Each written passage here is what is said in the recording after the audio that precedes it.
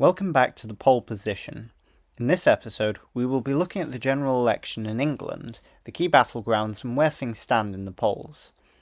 This video was somewhat more difficult to make, due to the lack of polling that is exclusively England-wide. Some pollsters such as Redfield and Wilton do conduct polls in key areas such as the Red Wall, but the main metric for discussing the election in England would be the UK-wide polling. This is because England has 533 of the 650 seats in the UK, meaning the votes in England make up the vast majority of the votes cast in the election. Additionally, each poll has a number of recorded subsets, which are sets of answers from certain respondents with similar traits and characteristics. In this case, we are looking at the subset of voters exclusively from England, which will give us a more precise picture. Looking at UK-wide polling, currently the Labour Party holds the lead for just over 20 points in the polls, with a recent Survation poll conducted on the 5th and 6th of June showing the Labour Party on roughly 43% UK-wide, compared to the Conservatives on just 23%. And if we look at the subset, we can see that this matches almost perfectly, with Labour and the Conservatives again on roughly 43 and 23% respectively. The Labour Party are hoping to gain seats across the board, with particular attention to the North and Midlands, due to the area being the party's supposed heartland, but attention is also being paid towards southern seats like in Kent and the Green Belt around London, where recent local election results as well as a number of by-elections indicate that the party may be more competitive than ever.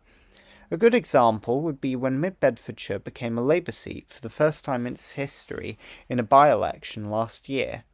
Needless to say, the seats in England are vital to both Labour and the Conservatives due to the sheer number of them, making it impossible to form a government without them.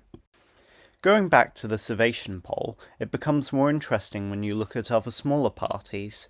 Reform, for instance, has over 15% of the vote in England, which is much higher for them than in any other nation, which makes sense considering the strong Brexit vote, whilst the Lib Dems have a share of 9% in England, which would be due to the greater number of Lib Dem battlegrounds, particularly in the south.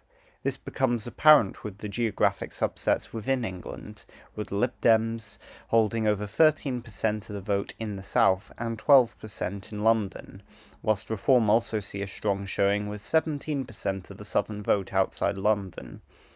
It is worth noting that despite Reform being ahead of the Lib Dems, they are unlikely to pick up a seat in Parliament, due to their vote being spread out, with no significant concentration of voters, whilst the Lib Dem vote is more concentrated in specific seats due to anti-conservative tactical voting, which allows them to hold a small number of seats by huge margins.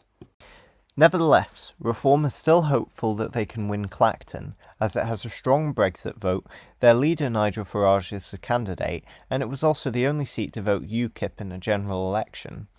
There is also the Green Party, who hope to hold the seat at Brighton Pavilion and gain Bristol Central off Labour in an attempt to capitalise on left-leaning anti-Labour protest voters.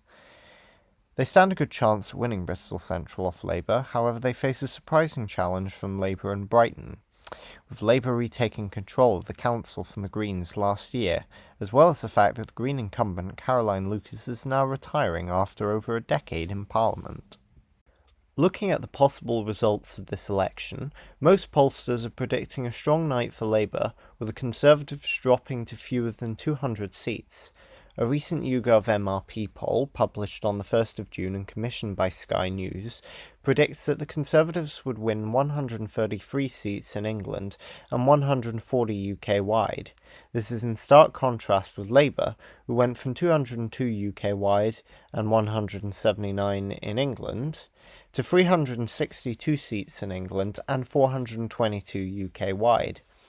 This shows that Labour are on course for an easy victory, with a majority that not only dwarfs the Conservative victory in 2019, but even surpasses their record result in 1997. Overall, it's looking like July the 4th is going to be a good night for Labour, with the seats in England being vital to form the next government. Thank you for watching. Don't forget to subscribe and leave a comment below about what you want to see in the future. The next video will be on the election in Wales and its importance in a wider UK context, which should be very interesting indeed. As always, have a great day, and I'll see you next time.